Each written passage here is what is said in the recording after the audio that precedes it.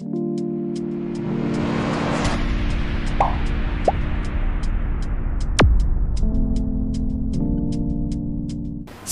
பிரகாரமா உனக்காக எனக்காக பாடுபட்டார், மன ரீதியா பாடுபட்டார், ஆவிக்குரிய ரீதியில பாடுபட்டார். ஏன் என்னை கைவிட்டீர் தேவனே தேவனே கத்தினாரு. பாவமாக்கப்பட்டார் உனக்காக எனக்காக. ஆனா எத்தனை வாட்டி என்ன ஆண்டவரே செஞ்சீங்க நம்ம கேட்டு இருக்கிறோம் இல்ல? சின்ன பிரச்சனை வந்த உடனே ஐயோ நான் தனியா இருக்கிற யாருமே இல்லைன்னு சொல்லி இருக்கிறோம் இல்ல? உன் சுவாசத்துல இருக்கிற அந்த மூச்சு அதை கொஞ்சம் ஊதி உன் கையில பார்த்து சொல்லுங்க, ஆண்டவரே என்னக்குள்ள நீங்க இருக்கிறீங்க, நான் தனிமையில இல்லை. Oh just worship god. ஆண்டவருடைய பிரசன்னத்துல கண்களை மூடி எந்த விதமான டிஸ்ட்ராக்ஷன் இல்லாம. நம்ம மனிதரை பார்க்க வரல இந்த காலை வேலை. மனிதர் கையில ஒண்ணுமே இல்லை, என் கையில ஒண்ணுமே சத்தியமா ஒண்ணுமே இல்லை. யானே பலவீனத்துல நிக்கிறேன். எனக்கு உங்களுக்கு எப்படி தேவைப்படுதோ இரட்டிப்பான விதத்துல எனக்கு தேவைப்படுது. ஏன்னா உங்களுக்கு ஒரு தேவை, நீங்க உங்க குடும்பம். ஆனா எனக்கு என் குடும்பமா மட்டும் இல்லை, உங்க குடும்பத்துக்கெல்லாம் நான் மன்றாடி பேசி ஜெபித்து, அப்ப அவ்வளவு எனக்கு தேவைப்படுது. அவரை நோக்கி பாருங்க. கொஞ்ச நேரம் தான் வந்திருக்கிறோம், இங்க ஒன்று கூடி வந்திருக்கோம். நம்ம வீட்டுல ஜெபம் பண்றோம், எஸ், நம்ம வீட்டுல ஆராதிக்கிறேன், ஓகே. ஆனா ஒன்று கூடி ஜெபிக்கும் பொழுது விசுவாசிகள் கூடி வரதை சிலர் விட்டு விடுகிறது போல நீர் விட்டு விடாதேன்னு சொல்லி எபிரிய புத்தகத்தை, எபிரிய கடிதத்தை எழுதின ஆசாரியர், அந்த எழுத்தாளர் அவங்களுக்கு ஆலோசனை கொடுக்கிறார். அந்த ஆலோசனைப்படி நம்ம இன்னைக்கு வந்திருக்கிறோம். ஒரு கட்டை எரியுதில்லை, எல்லாம் சேர்ந்து எரியும் பொழுது சாத்தானுக்கு குளிர் ஜுரம் வந்துடும், சாத்தானுக்கே கொரோனா வந்துடும். அப்படி நம்ம ஜெபிக்கணும், அப்படி நம்ம ஆராதிக்கணும். திசை அங்கே இங்க திரும்பாத படிக்க. We came to get something from God and let us receive it. ஆண்டவர்கிட்ட ஏதோ ஒன்று பெற்றுக்கொள்ள வந்திருக்கிறோம். அதை பெற்றுக்கொள்ற வரைக்கும் நான் விட மாட்டேன் ராஜா. I want it. தேவை, எனக்கு தேவை. தேவைன்ற மாதிரி எப்படி கேட்பீங்க, எப்படி பெற்றுக்கொள்வீங்க? அப்படி கேளுங்க. கொடுத்தா ஓகே, கொடுக்கலனாலும் ஓகேன்ற அந்த மாதிரி ஜெபம் வேண்டாம். ஓ தேங்க்யூ ஜீசஸ். ஓ ரிஷிகாரா பாபா, உங்க சரீரத்துல பலவீனமா வந்திருக்கலாம் நீங்க இன்னைக்கு. நான் சொல்றேன், நீ தேவனை ஆராதிக்கும் பொழுது ஆண்டவருடைய பிரசன்னம் உங்களை தொடும். நீ தேவனை நோக்கி பாடும் பொழுது, அந்த சத்தியங்களை அறிக்கையா விசுவாசமாய் பாட்டுல பாடும் பொழுது ஆண்டவருடைய பிரசன்னம் உங்களை தொடும். Oh thank you Jesus. ஓ ரிஷிகாரா பாலா ரந்தன ரீன ரிகா பாபா பாபா. Oh thank you God Jesus, hallelujah, Raja. Thank you, God, hallelujah. Rikara barara shika baba baba. திரு ரத்தமே, எனக்காய் சிந்தப்பட்ட திரு ரத்தமே, இயேசு கிறிஸ்துவின் திரு ரத்தமே, எனக்காய் சிந்தப்பட்ட திரு ரத்தமே, இயேசுவின் ரத்தம், இயேசுவின் ரத்தம், எனக்காய் சிந்தப்பட்ட இயேசுவின் ரத்தம், இயேசுவின் ரத்தம், இயேசுவின் ரத்தம், எனக்காய் சிந்தப்பட்ட இயேசுவின் ரத்தம், பாவ நிவர்த்தி செய்யும் திரு ரத்தமே, பரிந்து பேசுகின்ற திரு ரத்தமே, பாவ நிவர்த்தி செய்யும் திரு ரத்தமே, பரிந்து பேசுகின்ற திரு ரத்தமே, பரிசுத்த சமூகம் அருகில் செல்ல, பரிசுத்த சமூகம் அருகில் செல்ல தைரியம் தரும் நல்ல திரு ரத்தமே, தைரியம் தரும் நல்ல திரு ரத்தமே, இயேசுவின் ரத்தம், இயேசுவின் ரத்தம், எனக்காய் சிந்தப்பட்ட இயேசுவின் ரத்தம், இயேசுவின் ரத்தம், சொல்லுங்க, இயேசுவின் ரத்தம், எனக்காய் சிந்தப்பட்ட இயேசுவின் ரத்தம், ஒப்புரவாக்கிடும் திரு ரத்தமே, உறவாட செய்திடும் திரு ரத்தமே, ஒப்புரவாக்கிடும் திரு ரத்தமே,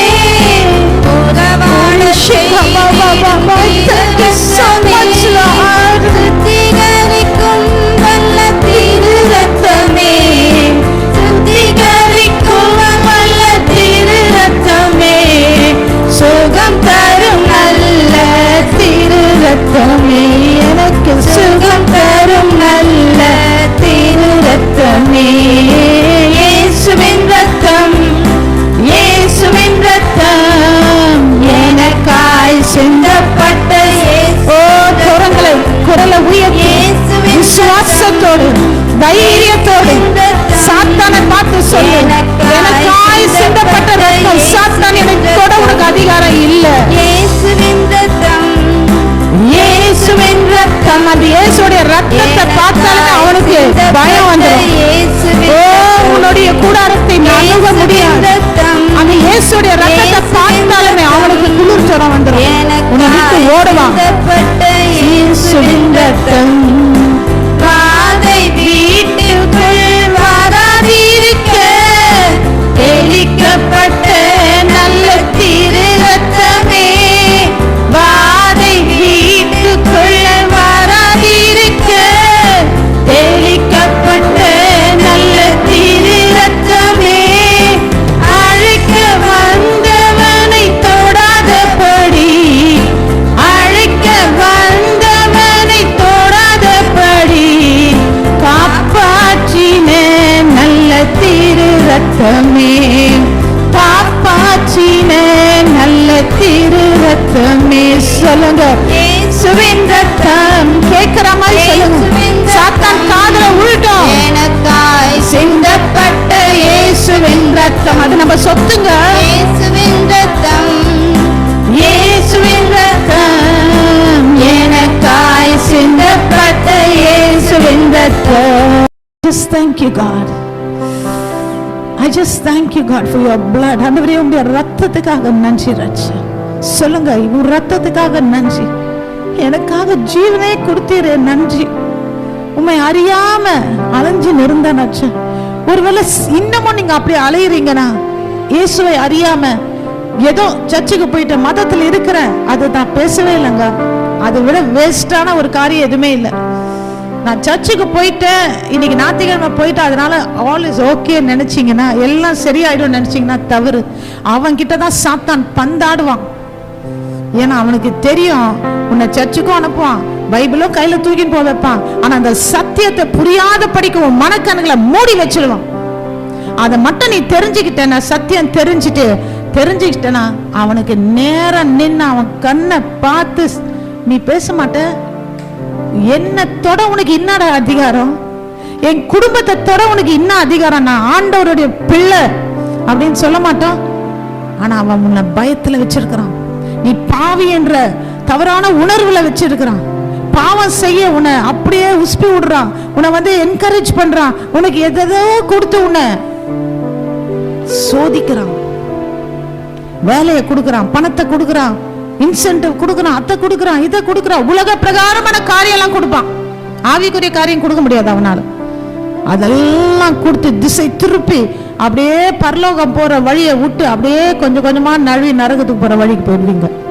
ஆனா அதுக்கு பதிலா நின்னு சொல்லு, என் கையில காசு இல்லடா, என் பேங்க்ல காசு இல்ல, ஆனா தேவன் வரும்போது என் தேவன் அந்த தேவையை எங்க சொல்லுங்களேன். அப்படி நீங்க கத்துக்கலன்னா, அப்படி நீங்க பேச கத்துக்கலன்னா, இங்கேயும் அங்கேயும் அலைசா பாய்ந்து இருப்பீங்க. ஞாயிற்றுக்கிழமை எல்லாம் பம்ப் அடிக்கும் போது அப்படியே காத்துல பலூன் விட்ட மாதிரி இருப்பீங்க, அப்படியே பறப்பீங்க. சின்ன பிரச்சனை வந்த உடனே சோர்ந்துருவீங்க. இல்லைங்க, பிரச்சனை வருது எதனால தெரியுமா? உன்னை ஸ்ட்ராங் ஆக்கிறதுக்கு தான். எத்தனை பிரச்சனை வந்தாலும், எத்தனை எக்ஸாம் கொடுத்தாலும் நான் பாஸ் பண்ணி டிகிரி மேல டிகிரி வாங்கின்னு போயினே இருப்பேன்னு நல்ல ஸ்டூடெண்ட் சொல்லுவான். ஆனா முட்டாள் ஸ்டூடெண்ட் என்ன சொல்லுவான்? ஐயோ மிஸ் அப்பப்போ டெஸ்ட் வைக்கிறாங்களே. அந்த மாதிரி தான் நீங்க பிரச்சனையை கண்டு சோர்ந்து போகாதீங்க. Thank you god. கண்களை மூடி ஆண்டவருக்கு நன்றி செலுத்துவான். உங்களுடைய பிரசனத்துக்காக நன்றி. நான் எது கேட்டாலும் ஆண்டவர்கிட்ட பெஸ்ட் தான் கேட்பேன். ஆண்டவரே, நான் ஆராதிக்க போற நாளைக்கு ராஜா, எனக்கு தெரியாதையா, எனக்கு பாட்டு தெரியாது, இசை தெரியாது, ஆனா எனக்கு ஒண்ணு தெரியும், உன்னை ஆராதிக்க எனக்கு தெரியும். நானும் ஆராதிக்கணும், நடத்துறவங்களும் ஆராதிச்சு உங்களுடைய பிரச்சனத்துக்குள்ள போயிடணும். ஆண்டவரே, நான் தொடர்றது பெருசு இல்லையா, நீங்க தொடரணும். ஆண்டவரே, நான் விசுவாசிக்கிறேன். Thank you Jesus.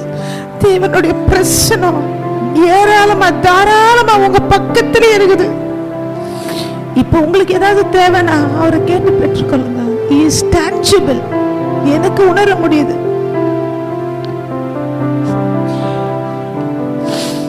I can just feel his presence. It's so tangible. அவருடைய பிரசனை உணரத்தக்கதான விதத்துல இன்னைக்கு இருக்குது உங்க பக்கத்துல. இல்லைன்னா நம்மளும் 10 பேர் மாதிரி நம்மளும் ஒரு பாட்டு பாடிட்டு போன மாதிரி இருக்கும். அந்த பாட்டு உன்னை மாத்தாது. அந்த இசை உன்னை மாத்தாது. ஆனா அந்த பாட்டுல இருக்கிற அர்த்தம் நீ மட்டும் விசுவாசிச்சு உணர்ந்து அது பெற்றுக்கொண்டீங்கன்னா உன்னை மாற்றுங்க.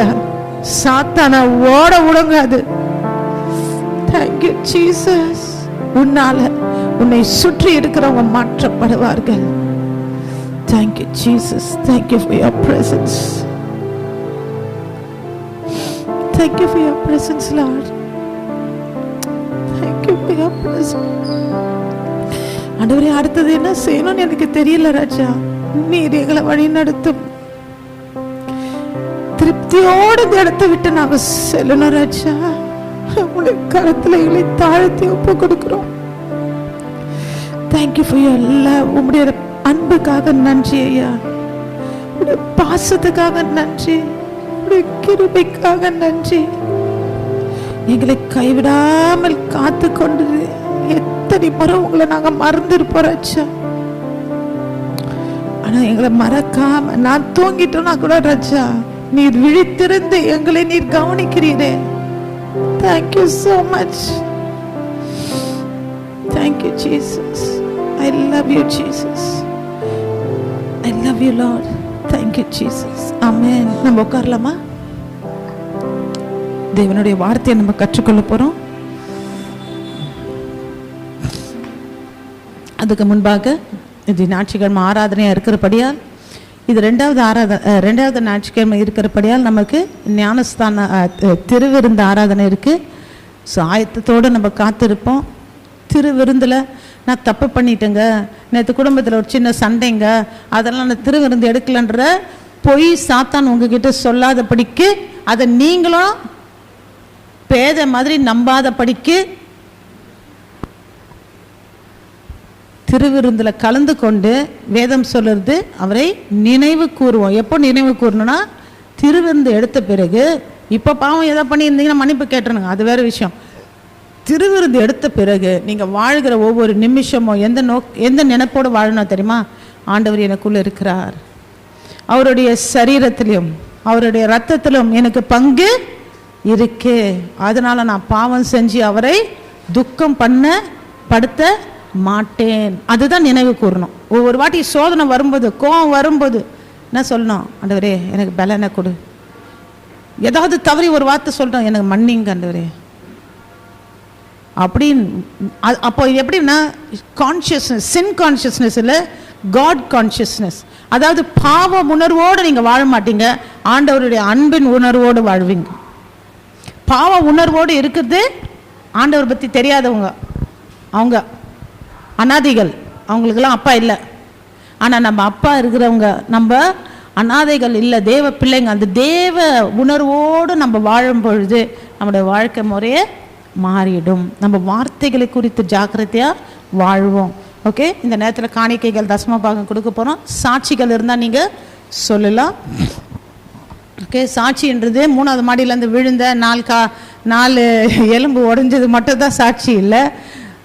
ஆண்டவர் நான் ஆராதிச்சு, ஆண்டவர் என்னை தொட்டார், இந்த வாரம் நான் தேவ வார்த்தையை படித்தேன், அந்த வார்த்தை மூலயமா ஆண்டவர் பேசினார், அப்படியெல்லாம் நீங்கள் சாட்சி சொல்லலாம். ஓகே, ஸோ எல்லாமே ஆண்டவர் உங்கள் வாழ்க்கையில். சில நேரத்தில் நான் தவறு செஞ்சிட்டேங்க, அந்த பயத்தோடு வந்தேன், பாவ உணர்வோடு நான் வந்தேன் அப்படின்னு நீங்கள் நினச்சி இருந்தீங்கன்னா, இங்கே வரும்போது ஆண்டவர் பேசினார், என் பாவத்தை நீக்கினார். ஏன்னா நீங்கள் அப்படி சாட்சி சொன்னீங்கன்னா தான் ஆண்டவரோட பிரசன்னத்தை வந்து மற்றவங்களுக்கு தெரியும். சில பேர் உணர்ந்திருப்பீங்க, சில பேர் இன்னும் கூட உணராமல் இருந்திருப்பீங்க இல்லை. ஸோ அந்த சாட்சியை நீங்கள், இதெல்லாம் சாட்சிகள், கர்த்தர் செய்த நன்மைகளை நீங்கள் சாட்சியை சொல்லுறது தான் சாட்சி. விழுந்து வாடுற வரைக்கும் காத்தாச்சு. Thank you God. தேவனுடைய வார்த்தையை நம்ம கற்றுக்கொள்ள போகிறோம். கண்களை மூடி ஒரு நிமிஷம் நம்ம ஜெபிப்போம். ஆண்டவரே, இந்த வார்த்தை உம்முடைய வார்த்தை ராஜா, தேவனுடைய வார்த்தை. We are going to listen to God's word and let's close our eyes and just have a word of prayer. Father God, we are going to be taught your word Lord, your divine word Lord. உம்முடைய தெய்வீக வார்த்தையை நாங்கள் கேட்க போகிறோம். மனக்கண்களை திறந்தருள். We are going to listen to your Father, what is your divine will, your divine purpose Lord.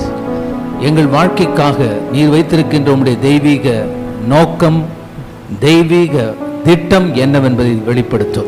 Lord, we pray that our eyes of understanding will be open and enlightened Lord. எங்கள் மனக்கண்கள் திறக்கப்படட்டும், பிரகாசமாகட்டும். In Jesus' name, Lord. இயேசுவின் நாமத்தில் பிதாவே. Amen. From last week we have been learning on what is God's divine purpose or what is God's divine will. கடந்த வாரத்திலிருந்து நாம் நம்முடைய வாழ்க்கைக்கான தேவனின் தெய்வீக திட்டம் நோக்கம் என்னவென்பதை பார்த்து கொண்டு வருகிறோம். Let's turn to John chapter 3. So we are going to today study on what is God's divine plan or divine purpose for our life. நம்முடைய வாழ்க்கைக்காக தேவன் வைத்திருக்கின்ற தெய்வீக திட்டம் நோக்கம் என்ன? Today is the second part of my message.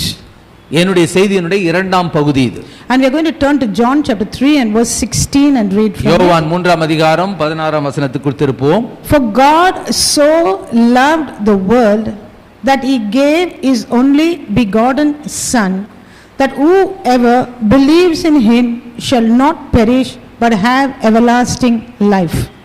தேவன் தம்முடைய ஒரே பேரான குமாரனை விசுவாசிக்கிறவன் எவனோ அவன் கெட்டுப் போகாமல் நித்திய ஜீவனை அடையும்படிக்கு அவரை தந்தருளி இவ்வளவாய். So love the world, we understand that because God loves the world. If he is God, then he has to love the world. If he is father, he has to love. We understood till that. தேவன்னா அவர் அன்பானவர், ஏன்னா அவர் தானே படைச்சாரு, அவர் அன்பானவர், அதெல்லாம் நம்மளுக்கு நல்லா புரியும். He gave his only begotten Son. What was that? தம்முடைய ஒரே பேரான குமாரனை நமக்கு கொடுத்தார். என்னதுங்க அது? Why he had to give a son? அவருடைய மகனை நமக்காக ஏன் அவர் தர Why வேண்டும்? did he have to come as a son? ஏன் ஒரு மகனாக ஒரு மனுஷனாக இந்த பூமியில் வரணும்? What does he mean that he gave his son? Did he parcel him and give it as a parcel to us? தன்னுடைய மகனை கொடுத்தாருன்னா அவர் ஒரு பார்சலா போட்டு ஒரு பாக்ஸ்ல போட்டு சுருட்டி ஒரு டேப் ஒட்டி கொடுத்தாரா? In kids stories we'll see some stories. The crane will bring the baby, the crane, the bird, will bring the baby in one cloth and come and keep it by the house. And many children we said, this is how you came to our house. நீங்க சின்ன வயசுல கதை சொல்லியிருப்பதை நீங்க கேட்டிருப்பீங்க. ஒரு கொக்கு, பெரிய கொக்கு வந்து நீட்டு வாய் வச்சுன்னு இருக்கும். அதுல ஒரு கந்த துணி மாதிரி ஒன்று வச்சு அது மூக்கில் வச்சுருக்கோம். அதுக்குள்ளே ஒரு குழந்தை இருக்கும். அப்படியே பறந்து போயிட்டு ஒரு வீட்டில் கொண்டு வந்து அதை நிறுத்திடுமா. அப்போ சொல்லுவாங்க, அது மாதிரி தான் ஒரு கொக்கு வந்து உன்னை எங்கள் வீட்டில் போட்டுச்சு, அதனால தான் நான் So we think God gave his son like that to us. அப்படி நமக்கு கொடுத்தாரா? ஒரு கொக்கு வாயில வச்சு இயேசுவை வந்து உலகத்துல இருந்து கொண்டு வந்து கொடுத்தார். And then it says that whosoever believes in him shall not perish. What is that perish? அவரை விசுவாசிக்கிறவன் எவனோ அவன் கெட்டு போகாமல். கெட்டு போகாமல்னா என்ன அர்த்தம்? He'll not perish but he'll have everlasting life. What is that? நித்திய ஜீவன் அடைவான். கெட்டு போக மாட்டான், அழிந்து போக மாட்டான், நித்திய ஜீவன் அடைவான். எப்படிங்க? Many religions don't know what is eternal life. அநேக மதங்களுக்கு நித்திய ஜீவனாலே என்னன்னு தெரியாது. Even Christian religion, the religious people don't know what's eternal life. கிறிஸ்தவ மதத்தில் இருக்கிறவங்களுக்கே நிறைய பேருக்கு நித்திய ஜீவன் என்னன்னு தெரியாது. So today we are going to study what was God's eternal purpose. One of the purpose was he sent his son, but why did he send his son? அவருடைய நோக்கத்துங்களில் ஒன்றை பார்க்க போகிறோம். அவருடைய குமாரனாகிய அவருடைய மகனை நமக்காக ஏன் அனுப்பினார்? He sent his son to save us, yes, but why? Why to save us? Only when somebody is in trouble we have to be saved. அவர் தம்முடைய குமாரனை அனுப்பி நம்மை விடுதலை செய்தார் அல்லது நம்மை காப்பாற்றினார். யாரு காப்பாற்றணும்? ஆபத்தில் இருக்கவன தானே காப்பாற்றணும். நம்ம ஆபத்தில் இருந்தோம். He is not going to let us to perish. What is that perishing? நாம் அழிந்து போகாமல் இருக்க நம்மை உதவி செய்தார். எதுல அழிந்து போயிருந்தோம் நம்ம? And he will give us eternal life. அதுக்கப்புறம் பார்க்கின்றோம் அவர் நித்திய ஜீவனை நமக்கு தந்தார். Okay, the eternal purpose ultimately is about winning souls. God wants to save this world. God wants to save souls and he's finished his part of it, saving souls. ஆண்டவருடைய நித்திய நோக்கத்தினுடைய முதல் பிரதான நோக்கம் என்னன்னா அழிந்து போகின்ற இந்த உலகத்தை அழிவின் பாதையிலிருந்து மீட்டு அவருடைய பிள்ளையாக மாற்றணும். He's finished his part in that. அதை செய்வதற்கு அவர் தாம் செய்ய வேண்டிய பங்கை நிறைவேற்றிட்டார். Now he wants you and me to go and tell that news out. அவர் என்ன செய்தார், எப்படி தன்னுடைய உயிரை தியாகம் செய்தார், எப்படி உயிர் தெழுந்தார், இதெல்லாம் அவர் செய்து முடிச்சிட்டாரு. ஜனங்களுக்கு நீங்க போய் சொல்லணும் இல்லையா? எல்லாரும் அவனுக்கு தெரியாது. But if you don't know, how can you say it? ஆனா உங்களுக்கு அது தெரியலனா, எப்படி சொல்றதுனே தெரியலனா நீங்க எப்படி போய் சொல்லுவீங்க? சொல்லலனா எப்படி ரட்சிக்கப்படுவாங்க? If you know only, you can go and tell. What to go and tell? முதல்ல நம்மளுக்கு தெரியணும். தெரிஞ்சதானே போய் சொல்லுவோம். ரெண்டாவது எப்படி சொல்லணும்? What to tell? I don't know what to tell. எப்படி சொல்ல, எதை சொல்ல வேண்டும்? Because you don't know what to tell, sometimes you just keep your mouth shut. You want to tell them something. அநேக வேளைகளில நம்முடைய வாய் ஏன் அப்படியே கொழுகட்ட மாதிரி மூடி இருக்குதுன்னா, அமுக்குனா கிழங்கு மாதிரி மூடி இருக்குதுன்னா, நமக்கு என்ன சொல்றதுன்னு தெரியல. Now let's go back to the beginning and find out what we have to tell. ஆகவே ஆரம்பத்திலிருந்து போவோம். என்ன சொல்ல வேண்டும் என்பதை ஆரம்பத்திலிருந்து Genesis chapter 1 and verse 26 and 27. ஆதியாகமம் 1ஆம் அதிகாரம் 26 27. If you can't find it, just write it because I want to go fast. ரொம்ப வேகமா நான் போக போறேன். அதனால எடுக்க முடிஞ்சா எடுங்க, இல்லாட்டி எழுதி வெச்சீங்க. Okay, God created everything on this earth and he said it is good, it is good, it is good, it is good. தேவன் உலகத்துல எல்லாவற்றையும் படைச்சிட்டு எல்லாம் சொல்றாரு நல்லது நல்லது, இதெல்லாம் நல்லது நல்லதுன்னு சொல்லினவர். And at last God thought, let me make somebody like me. கடைசியா என்ன போல ஒருத்தரை நான் உருவாக்கணும்னு விரும்புறாரு. And God wanted to create his children on this earth to enjoy all that he gave us. ஆகவே தன்னுடைய பிள்ளைகளுக்கு தான் வைத்திருக்கிற எல்லாவற்றையும் கொடுத்து அவர்கள் அனுபவிக்க வேண்டும் என்று விரும்புகிறார். Today go home and read Genesis chapter 1 to chapter 3 and see what great blessings God made for us. வீட்டுக்கு இப்ப முடிச்சிட்ட பிறகு வீட்டுக்கு தானே போறீங்க. போயிட்டு உங்களுடைய காலை உணவை சாப்பிட்ட உடனே ஆதியாகமம் 1ஆம் அதிகாரத்திலிருந்து 3ஆம் அதிகாரம் வரைக்கும் நல்லா அமர உட்கார்ந்து படிங்க. என்னெல்லாம் அவர் நமக்கு செய்திருக்காரு கொஞ்சம் உற்று நோக்குங்க. He created everything. எல்லாவற்றையும் படைத்தார். Now who's going to enjoy it? யாருங்க அதை அனுபவிக்கணும்? அப்போ He thought, let me make somebody like me, his children in his image, in his likeness. இவ்வளவெல்லாம் நான் உருவாக்குனேனே, இதெல்லாம் யார் அனுபவிக்கணும்? என்னை போலவே இருக்கக்கூடிய ஒரு நபரை அவங்க உருவாக்கி அவங்க அனுபவிக்கணும். Now when I tell you this, it's at once you are thinking in your mind, okay, I can hear your mind voice saying, I don't enjoy anything, there is only suffering on this earth. இப்படி நான் சொல்லும்போது உங்களுடைய மனதின் குரல் எனக்கு காதுல விழுது. நீங்க மனசுல என்ன யோசிக்கிறீங்களா, அது அப்படியே ஒப்பாரி வைக்கிறீங்களா மனசுக்குள்ள, அது என் காதுல விழுது. என்னத்தை நான் இப்ப அனுபவிச்சுன்னு இருக்கேன், நீங்க பெருசா சொல்லின்னு இருக்கீங்க. வேதனையும் போராட்டமும் தான் அனுபவிச்சுன்னு இருக்கேன். That was not what God created, that came out as a result of something else, and that is what அது தேவனால் வந்ததில்ல, வேற ஒருத்தன் நடுவுல போயிட்டு வேலை செய்தான், அதால தான் வந்துச்சு. That is why you need to know that does not belong to you. Don't take that parcel if it comes to your house. அதனால உங்க வீட்டுக்கு இது மாதிரி வேதனை போராட்டம் தேவையற்ற பிரச்சனைகள் வந்துச்சுன்னா அந்த பார்சல் என்ன சொல்லணும், வேணாம்னு சொல்லிடணும். Sometimes it will come searching for you. நம்ம என்ன பண்றோம், எந்த பார்சல் வந்தாலும் வாங்கிக்கிறோம். But sometimes it will be coronavirus also inside that. Don't take it. உள்ள கொரோனா வைரஸே வந்திருக்கு வச்சிருப்பான் பார்சல் சொல்லி, நீங்க அழகா வாங்கி போய் கபட்ல உள்ள வச்சிருங்க. If you see any bags thrown anywhere on the road, don't take it. ஏதாவது ஒரு ரோட்ல பேக் பார்சலோ வச்சிருந்தா லபாக் பண்ணி எடுத்துட்டு வந்துடாதீங்க. But பாம் இருக்கும் உள்ள. Sometimes it comes searching for us, but sometimes we are the purpose, we are the reason for it. சில வேளையில் அதுவே நம்ம தேடின்னு வரோம். அதனால நீங்க புடிச்சீங்கன்னா அது நீங்க வம்ப விலை கொடுத்து வாங்குறீங்க. Sometimes we are the reason, because of our sinful acts, because of our ignorance, we get into problems. நம்முடைய தவறுகள் நிமித்தமாக, நம்முடைய கீழ்ப்படியாமை நிமித்தமாக சில காரியங்கள் நமக்கு வாழ்க்கையில நடக்குது. When we don't take correction, when we don't give correction to our children, problems will come. நாம் நம்மை ஜனங்கள் நமக்கு மேல் இருக்கிறவர்கள் நம்மை திருத்தும் பொழுதும் அல்லது நீங்கள் உங்கள் பிள்ளைகளை திருத்தும் பொழுதும் அவர்கள் அதை ஏற்றுக்கொள்ளவில்லை என்றால் அவர்களுக்கு பிரச்சனை நிச்சயமா வரும். Okay, so we are going to see here in Genesis chapter 1 verse 26-27, he said, let us make man in our image and our likeness, let them have dominion over the fish of the sea, over the birds of the air, over the cattle, over all the earth, and over every creeping thing that creeps on the earth. So God created man in his own image, in the image of God he created him, male and female he created them. 26ஆம் வசனத்திலிருந்து பார்க்கின்றோம், பின்பு தேவன் தமது சாயலாகவும் நமது ரூபத்தின்படியே மனுஷனை உண்டாக்குவோமாக, சமுத்திரத்தின் மச்சங்களையும் ஆகாயத்து பறவைகளையும் மிருக ஜீவன்களையும் பூமி அனைத்தையும் பூமியின் மேல் ஊறும் சகல பிராணிகளையும் ஆளக்கடவர்கள் என்றால் தேவன் தம்முடைய சாயலாக மனுஷனை சிருஷ்டித்தார், அவனை தேவ சாயலாகவே சிருஷ்டித்தார், ஆணும் பெண்ணுமாக அவர்களை சிருஷ்டித்தார். When God blessed them and God said to them, be fruitful, multiply, fill the earth, subdue it, have dominion over the fish of the sea, over the birds of the air, and over every living thing that moves on the earth. 28ஆம் வசனம் 1:28, பின்பு தேவன் அவர்களை நோக்கி, நீங்கள் பலுகி பெருகி பூமியை நிரப்பி அதை கீழ்ப்படுத்தி சமுத்திரத்தின் மச்சங்களையும் ஆகாயத்து பறவைகளையும் பூமியில் மேல் நடவாடுகிற சகல ஜீவ ஜந்துக்களையும் ஆண்டு கொள்ளுங்கள் என்று சொல்லி தேவன் அவர்களை ஆசீர்வதித்தார். And God said, see, I have given you every herb that yields seed which is on the face of all the earth, and every tree whose fruit yields seed. To you it shall be for food, and to you every beast of the earth, to every bird of the air, and to everything that creeps on the earth, in which there is life. I have given every green herb for food. And it was so. Then God saw everything that he had made, and indeed it was very good. ஆதியாகமம் 1ஆம் அதிகாரம் 29ஆம் வசனம். பின்பு தேவன் இதோ பூமியின் மேல் எங்கும் விதை தரும் சகலவித பூண்டுகளையும், Genesis chapter 1 verse 29.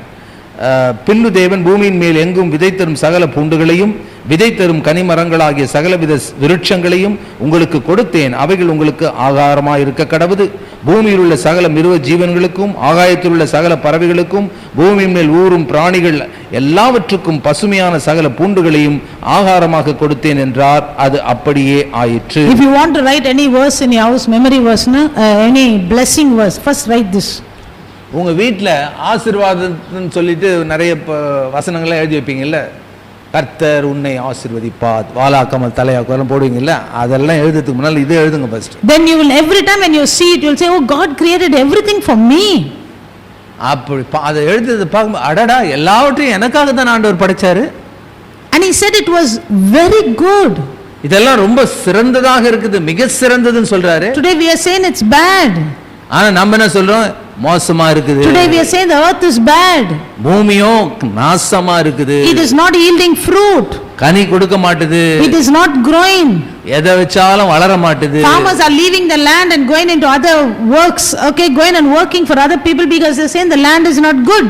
கிராமத்துல இருக்கிற விவசாயிங்க நிலத்தை அப்படியே வயக்காட்டு அப்படியே விட்டுட்டு வேற ஊருக்கு போயிட்டு கொளுத்து வேலை செய்துன்னு இருக்காங்க. They are landlords, they are lords of that land, bring forth gold in that land, bring forth food in that land, but today they are going and being a slave, a beggar, a servant to somebody else. அந்த நிலத்துக்கு சொந்தக்காரர்கள், நிலத்தின் முதலாளிகளாகிய அவர்கள் நிலத்தெல்லாம் அப்படியே விட்டு காய விட்டுட்டு வேறொரு ஆளுங்க கிட்ட போயிட்டு அடிமைகளாக வேலை செய்துன்னு இருக்காங்க. What happened? என்ன நடக்குது? God created the earth good. தேவன் பூமியை நல்லதானே சிருஷ்டித்தார். He created the rivers good. நதிகளை நன்றாகத்தானே படைச்சாரு. We did not know how to take care of it. அதை எப்படி பாதுகாக்கிறது நமக்கு தெரியல. Why we don't know how to take care of it? ஏன் நமக்கு பாதுகாக்கிறதுன்னு எப்படி ஏன் தெரியல? Because we never learned to obey God's rules. ஆண்டவருடைய கட்டளைகளுக்கு கீழ்ப்படியல நம்ம. Every blessing in our life starts from obedience to God. நம்முடைய வாழ்க்கையின் ஒவ்வொரு ஆசீர்வாதம் எங்க தெரியுமா ஆரம்பிக்குது?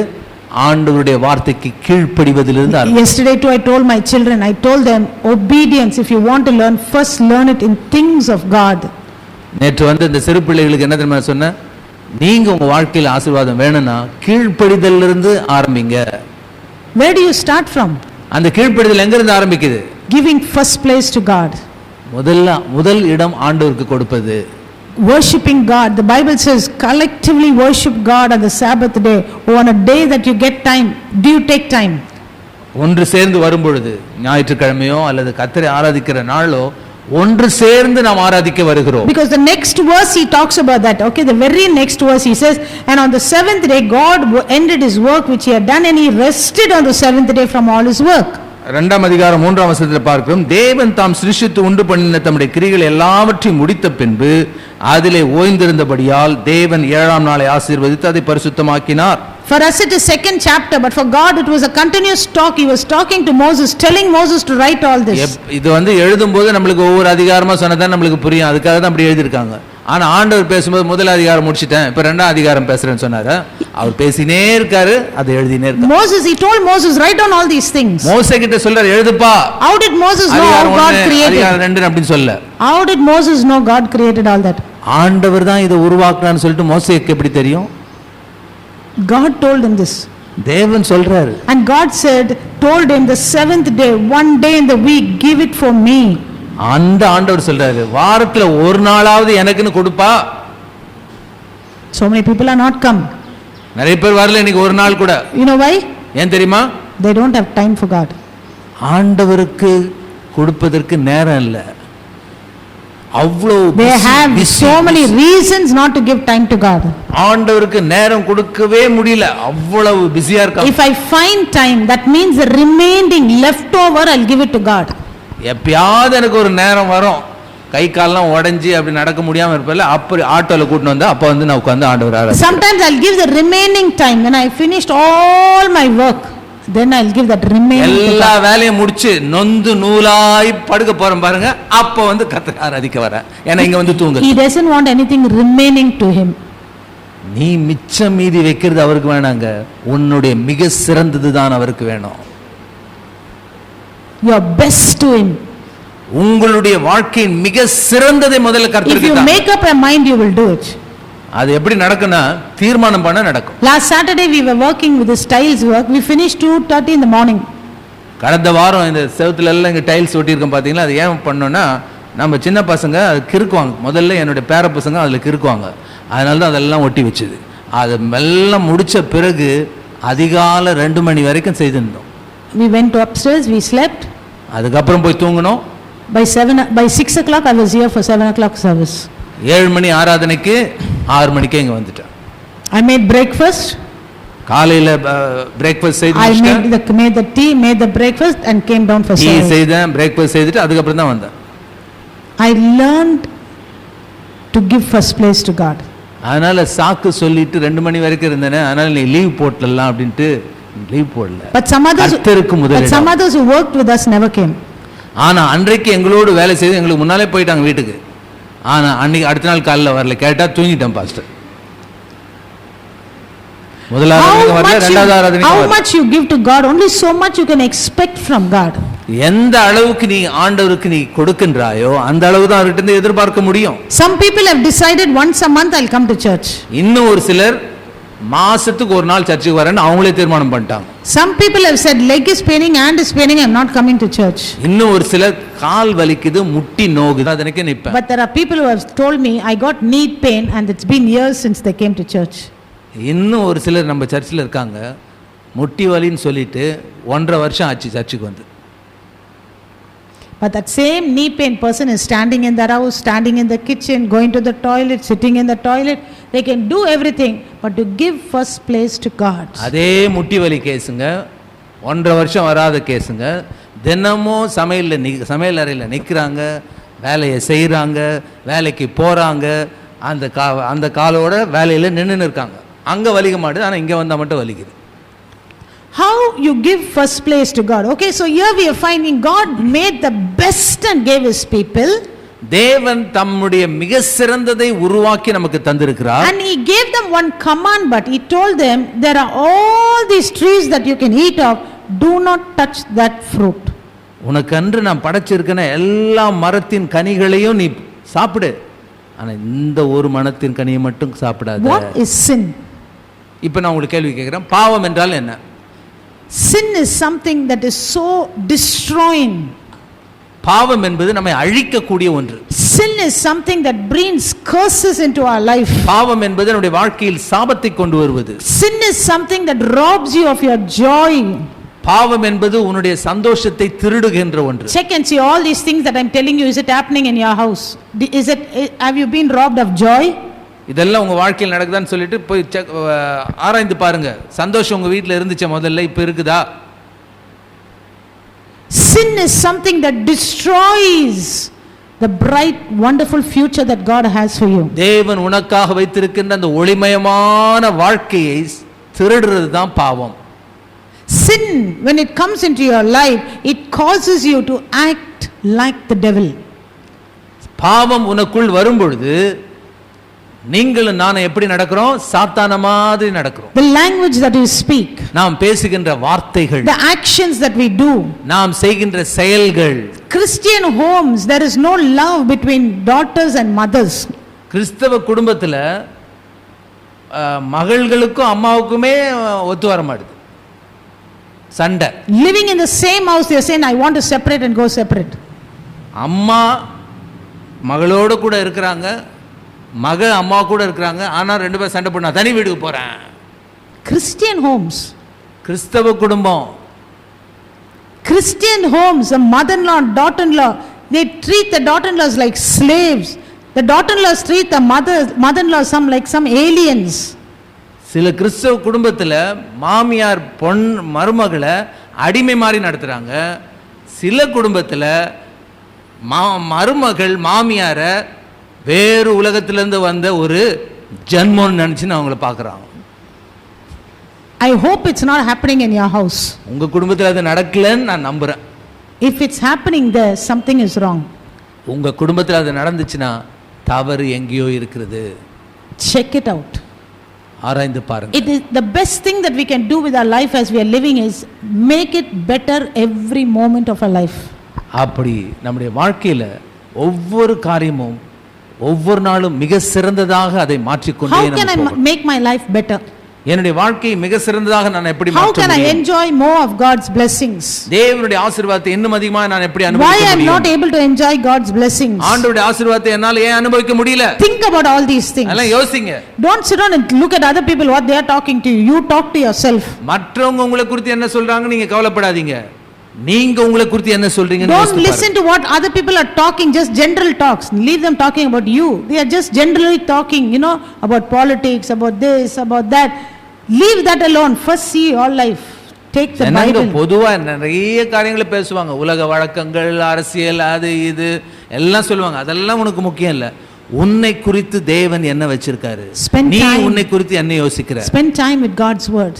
தேவனுடைய வார்த்தையில நேரத்தை If you are going to give so much of importance to God, so much of first place to God, how will you expect blessings from God? நீங்க உங்க பிள்ளைகளுக்கு ஆண்டவருடைய வார்த்தை குறித்த முக்கியத்துவத்தை நீங்க கொடுக்கலனா அவங்க எப்படி அந்த முக்கியத்துவம் நினைப்பாங்க? How do you come to church? எப்படி நீங்க சர்ச்சுக்கு வருவீங்க? 7 o'clock you come at 8 o'clock. 7 மணி ஆராதனைக்கு 8 மணிக்கு. I'm not trying to tell you this again because I'm fed up of telling you that. இது மீண்டும் நான் சொல்ல விரும்பல. 7 மணினா 7 மணின்னு அர்த்தம். ஸ்கூலுக்கு எத்தனை மணிக்கு போறீங்க? I'm not in 9 மணினா 10 மணிக்கு போறீங்க. I really thought I should not talk about this again. இதை குறித்து நான் திரும்ப சொல்ல கூடாதுன்னு தான் யோசிச்சேன், ஆனா சொல்ல வச்சிட்டீங்க. But this, when I'm talking about God's word, I'm telling you there is no other place that we take it so coolly, so lightly, so indifferent and go late to that place.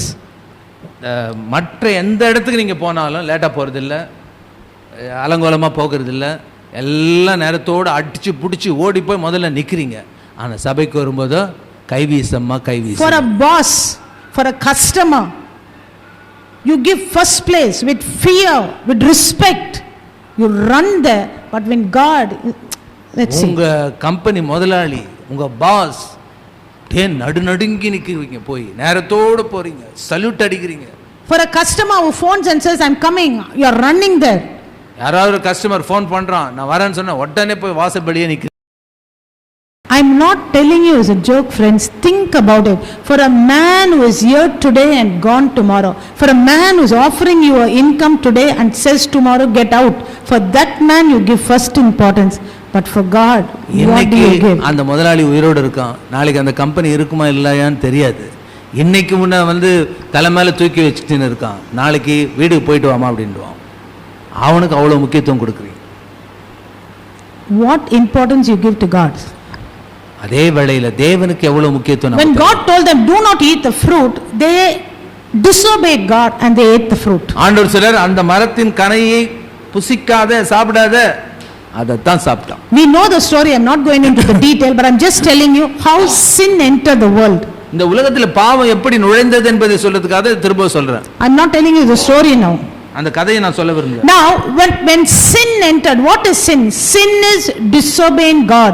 Sin is doing something that God said do not do. ஆகவே மீண்டும் மீண்டும் நான் சொல்வது, பாவம் என்றால் என்னன்னா தேவன் இதை செய்ய வேண்டாம் என்று சொன்னதை நாம கீழ்ப்படியாமல் செய்யறது தான் பாவம். Don't ask me is drinking sin, is smoking sin, is eating betel nut is sin. If God says something don't do it, don't do it. அதனால என்கிட்ட கேட்காதீங்க, குடிக்கிறது பாவமா, சிகரெட் பிடிக்கிறது பாவமா, வெத்தலை பாக்கு போறது பாவமா, அதெல்லாம் கேட்காதீங்க. ஆண்டவருக்கு எது பிடிக்கலையோ அதை விட்டுடுங்க. This is a temple of God. If you are going to put alcohol in this temple, what happens? இது உங்களுடைய சரீரம் தேவனுடைய ஆலயம். இந்த ஆலயத்துல சாராயத்தை ஊத்துனீங்கன்னா, in this temple of God, if you are going to speak bad language, இந்த ஆலயத்திலிருந்து ஆண்டவரை துதிக்கும் துதி வருது, ஆனா உங்க வாயிலிருந்து என்ன வருது? கெட்ட வார்த்தை வருது. Some people still their language has not changed. For every sentence that they speak, they got a bad word as a prefix. ஒரு சிலருடைய வாழ்க்கையில் நான் பார்க்கிறேன், அவங்களுடைய வாழ்க்கை முறையே மோசமா இருக்கு. பேச்சு ஒவ்வொரு வாக்கியத்துக்கும் முன்னால ஒரு கெட்ட வார்த்தை சொல்லிட்டு அடுத்த வாக்கியம், ஒரு கெட்ட வார்த்தை அடுத்த வாக்கியம், ஒரு கெட்ட வார்த்தை அடுத்த வாக்கியம். How can we expect God's blessings in our life? இப்படி நம்ம வாழ்ந்து ஆண்டவருடைய ஆசீர்வாதம் வரணும் எப்படிங்க வரும்? So this is sin. They disobeyed God. What God told them don't do, they did. இதுதான் பாவம். இது செய்ய வேண்டாம் ஆண்டவர் சொன்னாரு, ஆனா அதை செய்தாங்க. What God told them to do, that they didn't do. ஆண்டவர் எது செய்யன்னு சொன்னாரோ அதை செய்யல. God said keep away from the tree, but they went near the tree. ஆண்டவர் சொன்னா அந்த மரத்து பக்கமே போகாத அப்படின்னு சொன்னா பக்கத்துல தான் போனோம். And when they sinned, அவர்கள் பாவம் செய்தபோது they became aware of the sin. They became scared of God. They became frightened of God. அந்த பாவம் செய்த பிறகு தாங்கள் பாவம் செய்து விட்டோம் என்ற அந்த பாவ உணர்வு அவங்களுக்கு வருது. இப்போது ஆண்டவரை பார்த்தே பயப்பட So ஆரம்பிச்சாங்க. that was death. The death that entered them was separation from the presence of God. அங்கதான் மரணம் வந்தது, சாவு வந்தது. சாவுனா என்ன அர்த்தம்? ஆண்டவரை விட்டு பிரிக்கப்படுது. உயிர் உடம்பை விட்டு உயிர் போறது அது இல்ல, ஆண்டவரை விட்டு நீங்க பிரிஞ்சு போறீங்களா அதுதான் சாவு. What we have seen death now, this death, they died in corona. That's a third stage, the third type of death, which is not at all so important. The first death is important, that is being separated from the presence of God. நம்முடைய உடம்பை விட்டு உயிர் பிரியது வந்து மூணாவது மரணம். ஆனா முதல் மரணம் என்ன தெரியுமா? ஆண்டவரை விட்டு பிரிக்கப்படுவது. You are not able to go and stand before God. ஆண்டவருக்கு முன்பால் நிக்கிறதுக்கு உனக்கு நடுங்குது, தடுமாறுனா என்ன அர்த்தம்? If you are not in the presence of God, definitely you will perish. ஆண்டவருடைய பிரசன்னத்தில் நம்ம இல்லனா அழிவுதான். That is what God says, that no man should perish. இதனால தான் யோவான் 3:16 என்ன சொல்லுது? ஒருவனும் கெட்டு போகாமல், அழிந்து போகாமல். When you are not in the presence of God, every evil can come and attack you. தேவனுடைய பிரசன்னத்துல மாத்திரம் நம்ம இல்லன்னு வெச்சுங்க, எல்லா வியாதி எல்லா தீமையும் வந்து நம்மளை தாக்கும். Everything that the devil wants to do, he can do with you. சாத்தான் என்னெல்லாம் உங்க வாழ்க்கையில விளையாட நினைக்கிறானோ எல்லாம் செய்வான். Because you are not under the protection of God. ஏன்னா ஆண்டவருடைய பாதுகாப்பின் கீழே நீங்க இல்ல. You are gone away from God's protection. ஆண்டவருடைய பாதுகாப்பை விட்டு தூரம் போய்ட்டோம். When you are under God's protection, the devil cannot touch you. ஆண்டவருடைய பாதுகாப்பின் கீழே நீங்க இருந்தீங்கன்னா பிசாசு உன்னை தொட முடியாது. If this is the protection of God, you are under it there and you leave it and go. Even if you are in the church but far away from God's presence, the devil will play with you. ஆண்டவர் மேல இருக்காரு, நீங்க இங்க இருக்கீங்க, அவருடைய பாதுகாப்பின் கீழே இருக்கீங்க, அப்ப பிசாசு உன்னை தொட முடியாது. ஆனா பாதுகாப்பை விட்டு போயிட்டீங்க, ஆண்டவருடைய சத்தமும் கேட்காது, என் சத்தமும் கேட்காது. The devil will come and attack you. சாத்தான் வந்து நல்ல தள்ள டமால்னு போடும். He'll play with you. உங்களை பந்தாடுவான். You can go to church, you can carry the Bible, but you are not having a personal relationship with God. சர்ச்சுக்குள்ள வரலாம், பைபிளையும் தூக்கின்னு வரலாம், ஆனாலும் ஆண்டவரோடு உங்களுக்கு உறவு இல்லை. He will come with you to church.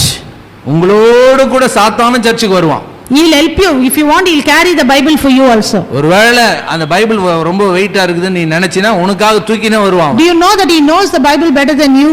எல்லாருக்கும் ஒரு விஷயம் தெரியுமா? உங்களை என்னை விட சாத்தானுக்கு பைபிள் நல்லா தெரியும். He quoted the Bible to Jesus himself. இயேசுவுக்கே பைபிள்ல இருந்து மேற்கோள் காட்டுறாங்க. What is the Bible? Bible என்ன?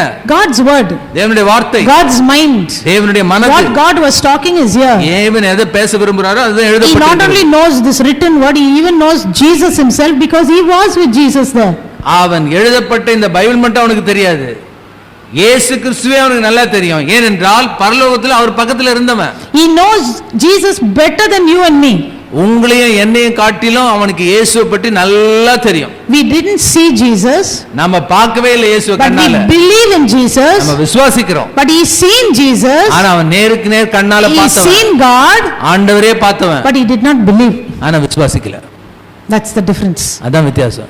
நாம பார்க்காமல் விசுவாசிக்கிறோம், அவன் பார்த்தும் விசுவாசிக்கல. We can have the Bible, we can have a church, we can have a pastor who will teach you and tell you and correct you, but if we don't believe him and act according to that, it's not going to serve us any good. சபைக்கு வரலாம், pastor உங்களை போதிக்கலாம், அவருக்கு ஆலோசனை அவர் மணிக்கணக்கில் கொடுத்தாலும் நீங்க கீழ்ப்படிய மாட்டேன்னு இருந்தீங்கன்னா யாராலையும் உங்களை காப்பாற்ற முடியாது. Because Adam and Eve didn't obey God. ஏன்னா ஆதாம் ஏவாளும் ஆண்டவர் கீழ்ப்படியல. So God himself could not do anything. அவர் ஆண்டவரால ஒண்ணும் செய்ய முடியல. Now what they thought was, the first thing they tried to cover up themselves, patch up themselves, and they took some fig leaves. முதல்ல அவங்க செய்த காரியம், தாங்கள் பாவம் செய்துட்டாங்க, இப்போ தாங்க நிர்வாணமா இருக்கிறோன்ட்டு தெரிஞ்ச உடனே அந்த வெக்கத்தை மூடுறதுக்கு அத்தியிலே இதை எடுத்து தச்சு ட்ரெஸ் It போட்டுக்கிறாங்க. was not just a physical covering up, okay? They knew they are separated from God. They knew they are far away from God. They were trying to do something to seize or to soothe their conscience and make them feel good. ஏதோ சரீர பிரகாரமான நிர்வாணத்தை மூடுறது மட்டும் இல்ல, அவர்கள் ஆண்டவரை விட்டு பிரிக்கப்பட்டு விட்டார்கள், அவமானம் அடைந்து விட்டார்கள். இந்த அவமானத்திலிருந்து கொஞ்சம் ஒரு பாதுகாப்பா இருக்கிறதுக்கு ஒரு முக்காடு போடுற மாதிரி அதை செய்றாங்க. Their conscience was pricking it. They are trying to cover up those feelings. அவங்களுடைய மனசாட்சி குத்துது, ஆனாலும் அந்த குத்துறதுல கொஞ்சம் அப்படியே லகுவாக இருக்கிறதுக்கு, அப்படியே பாதுகாப்பா இருக்கிறதுக்கு இதை செய்றாங்க. That is what people are doing in religion today. மதத்தில் இருக்கவங்களும் அதுதான் இன்னைக்கு செய்றாங்க. Let it be any religion. எந்த மதமா இருந்தாலும். I'm not interested in whatever religion it is. எந்த மதமா இருந்தாலும். I'm just talking about a human being today.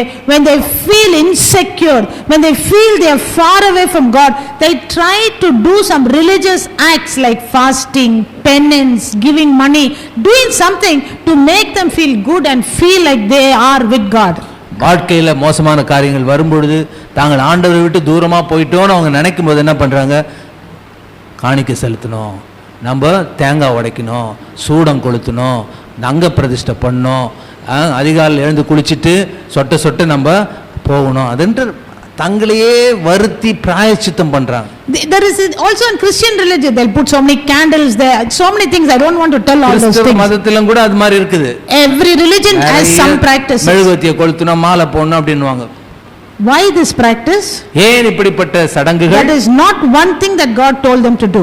ஆண்டவர் இதில எதையுமே நீங்க செய்ய வேண்டாம். You can't find it in the Bible. Bible அதெல்லாம் இருக்குதா? This was man-made, man found ways to feel that they are come back to God, feel that they are with God.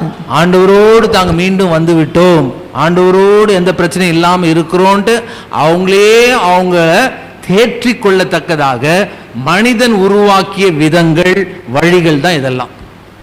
And some of them have come into even the spiritual churches. இந்த காரியங்கள் உலக மதத்துல மட்டும் இல்ல, ஆவிக்குரிய சபைகளுக்குள்ள வந்துருச்சு. We come and say, Lord, I come to you as a sinner before your presence, Lord. I'm a worm, Lord. I'm a dust, Lord. உம்முடைய பிரசன்னத்துல நான் ஒரு புழுவாக, ஒரு பூச்சியாக நான் வருகிறேனப்பா. We were like that. அது மாதிரி இருந்தோம் முதல்ல. But after you got saved, ரட்சிக்கப்பட்ட பிறகு, after you were washed by the blood of God, இயேசுவின் இரத்தத்தால் கழுவப்பட்ட பிறகு, if you say that, நீங்கள் ரட்சிக்கப்பட்டுட்டீங்கன்னா, it's like saying, Jesus, your blood is worthless, Lord. It didn't clean me, Lord. திரும்ப நான் புழு, நான் குப்பை, நான் தூசி, நான் அழுக்கான கந்தன் சொன்னீங்கன்னா என்ன அர்த்தம்? இயேசுவே உம்முடைய ரத்தம் என்னை சுத்தமாக்கலப்பா. It's waste, Lord. அதெல்லாம் வேஸ்ட். அதனால திரும்பவும் நான் பாவிதான். But we think it's so spiritual. See how the devil is, ஆனா அப்படி நம்ம சொல்லும் பொழுது நாம் ஏதோ தாழ்மை உள்ளவர்கள், ஆவிக்குரிய நிலையில் இருக்கிற மாதிரி ஒரு உணர்வை சாத்தான் நமக்கு ஏற்படுத்தும். Some of us, when we start our prayer, we change our voice and act so humble. இன்னும் ஒரு சில ஜெபம் பண்ண ஆரம்பிக்கும் பொழுது பாருங்க, அவங்களுக்கு ஒரு தனி ஒரு பாஷை வந்துடும். அன்பின் பரலோக தேவனே, ஹalleluya. See friends, ஆனா ஜனங்க கிட்ட பேசும்போது வாடா போடா அப்படின்னு. This is a way that we are cheating ourselves, and the devil is so happy with us. இது மாதிரி நம்ம ஏமாத்துறத பாக்கும்போது சாத்தானுக்கு கொண்டாட்டம். But instead of that, see, at the same time we cannot go to God and say, you know who I am? I am righteous. You cannot go with bold. ஆனா அதே நேரத்துல தைரியம் என்ற பேர்ல, ஆண்டவரே நான் உம்முடைய பிள்ளை, நான் அதிகாரம் பெற்றவன், இது செய்யப்பா அப்படி அது சொல்றது தப்பு. You must say, God, I come into your presence because of the blood of Jesus. அதுக்கு பதிலா என்ன சொன்ன? ஆண்டவரே உம்முடைய ரத்தத்தால என்னை நீதிமான் ஆக்கி உம்முடைய பிரசன்னத்தில் கொண்டு வந்தீரே, உமக்கு நன்றி. See, the right thing that they should have gone into God, ran to God and said, God, forgive me. I ate the fruit you told me not to do. I disobeyed. Forgive me. They should have ran into the presence of God. அதனால ஆதாம் ஏவாள் என்ன பண்ணி இருக்கணும்? பாவம் செய்துட்டாங்க இல்லையா, கீழ்ப்படியாம போயிட்டாங்க இல்லையா, சாப்பிட்டுட்டாங்க இல்லையா, என்ன சொல்லுங்க? ஆண்டவரே கீழ்ப்படியாம நாங்க சாப்பிட்டுட்டோம்ப்பா, தயவு செய்து எங்களை மன்னிச்சுங்கப்பா, எங்களுடைய குற்றத்தை மன்னியன்னு சொல்லிட்டு அழுதுருக்கலாம் இல்லையா?